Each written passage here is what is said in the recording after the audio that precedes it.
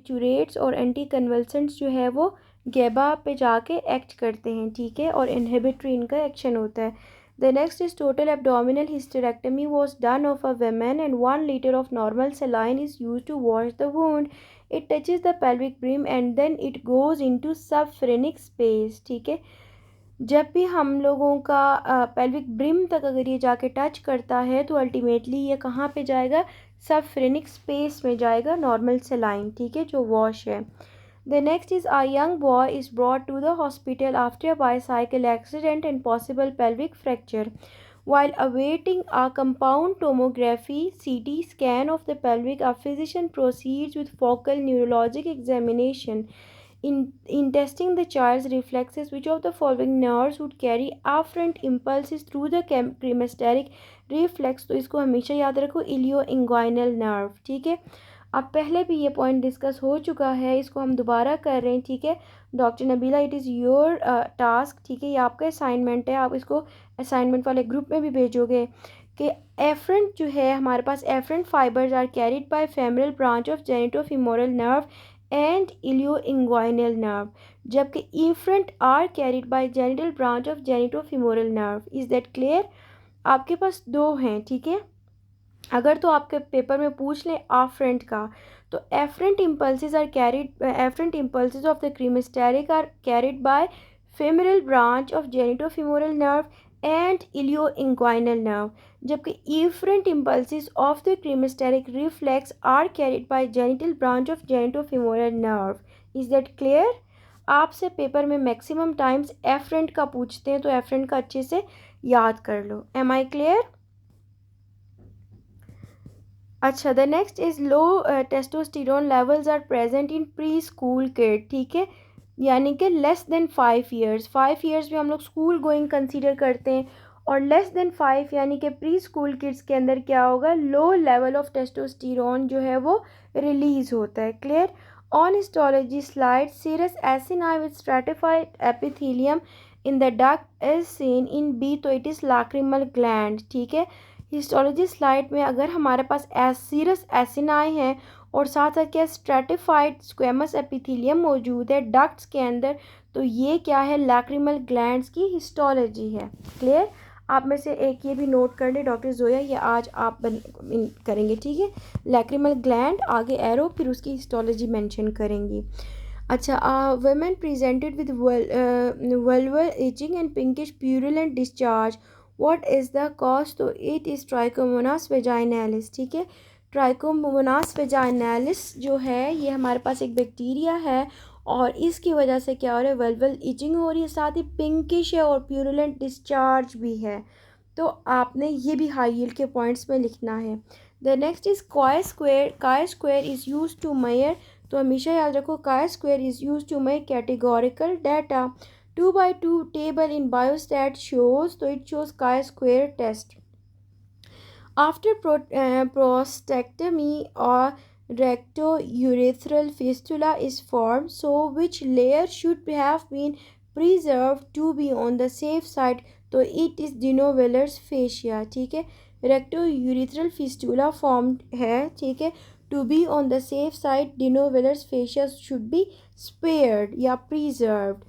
Ventricle septum wall thicker than the ventricle wall is seen in hypertrophic cardiomyopathy, ठीक है।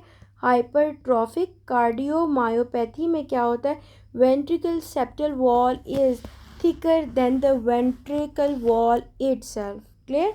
School going children are not sure about the vaccination. Hep B vaccination is confirmed by anti-HBs antibodies, ठीक है। Surface antibodies को देखते हुए हम ये बता सकते हैं कि इसकी वैक्सीनेशन है कि नहीं है। A lady with pervaginal bleeding, histology of bleeding disorders and having bad dead fetus. First step in management would be, तो it is evacuation. Clear?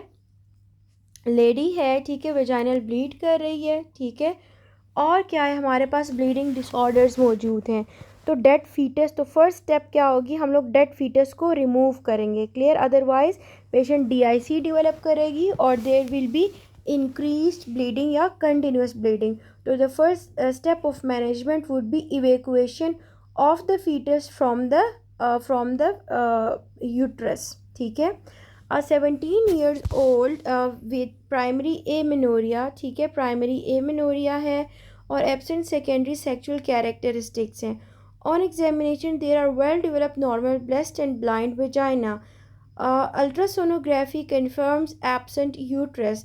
तो ये हमारे पास क्या एंड्रोजन इनसेंसिटिविटी सिंड्रोम का सिनेरियो है, ठीक है। पेशेंट के अंदर प्राइमरी एमेनोरिया है, यानी कि इसके अंदर यूट्रस ही नहीं है, साथ साथ सेक्सुअल कैरेक्टरिस्टिक्स नहीं है, ब्लाइंड वेजाइना मौजूद है, लेकिन ब्रेस्ट नॉर्मल है। तो it is androgen insensitivity syndrome. Clear. तो ये हमारे पास 46XY है। A dead body after 4 hours in rigor mortis is, तो it is due to unbroken actin myosin cross bridges, ठीक है। जब भी हमारे पास ये है डेड, पेशेंट इज़ डेड, तो उसकी वजह से क्या होगा, राइगर मॉर्टिस डेवलप कर लेगा। राइगर मॉर्टिस का ये मतलब है कि जो एक्टिन मायोसिन ब्रिजेस बने हुए थे अब वो अनब्रोकन रह जाएंगे, ठीक है। ब्रिजेस बने हुए तो bridges will continue their state of contraction as it is. Since ये क्यों नहीं अनब्रोक हो रहे, ब्रेक क्यों नहीं हो रहे, क्योंकि एटीपी की डेफिशिएंसी है अब, ठीक है, एटीपी नहीं फॉर्म हो रहा। तो आपने ये याद रखना है कि for separation of actin myosin bridges ATP is needed to cause the muscle relaxation. अब क्योंकि when death has occurred no aerobic respiration, so no ATP will be produce, so no separation of actin myosin bridges will be present. Clear. The next is after giving IV potassium it will act on, तो it will act on sodium potassium pump, ठीक है। जब भी हम लोग IV potassium देंगे तो ये जाके पोटेशियम पम्प पे, सोडियम पोटेशियम पम्प पे ही एक्ट करेगा। The next is confidentiality can be breached only, तो पेशेंट अलाउज़ यू, ठीक है। अगर पेशेंट आपको अलाउ करता है कि ये बात आप मेरे घर वालों को बता सकते हैं, only then you are allowed to tell, ठीक है। लेट सपोज पेशेंट को 4th स्टेज कैंसर है, आपने क्या करना है, your responsibility is to give a crisp and clear information about the disease and its prognosis to the patient himself. Clear. अब हम अपनी प्रैक्टिस में क्या करते हैं, सिवाय उस पेशेंट के पूरे ख़ानदान को बताते हैं। ख़ानदान वाले मना करते हैं कि नहीं नहीं आपने इसको नहीं बताना कि इसको क्या बीमारी है, ये तो अभी से हिम्मत हार के बैठ जाएगा, ये परेशान हो जाएगा। तो हम क्या करते हैं, उस बंदे को नहीं बताते कि उसका क्या मसला है, बाकी पूरे ख़ानदान के हर बच्चे बड़े को बता देते हैं। But this is wrong practice, ठीक है। अगर तो पेशेंट अलाउ करता है, ठीक है, पेशेंट को सबसे पहले तो ये पेशेंट का राइट है कि ही शुड नो कि किस डिज़ीज़ के साथ किस स्टेज पे आया है, डिज़ीज़ की प्रोग्नोसिस क्या है, और हम पेशेंट के ऊपर कौन सी दवाई या क्या इंटरवेंशन करने जा रहे हैं, पेशेंट को पता होना चाहिए। अगर पेशेंट अलाउ करता है कि मेरे घर वालों को आप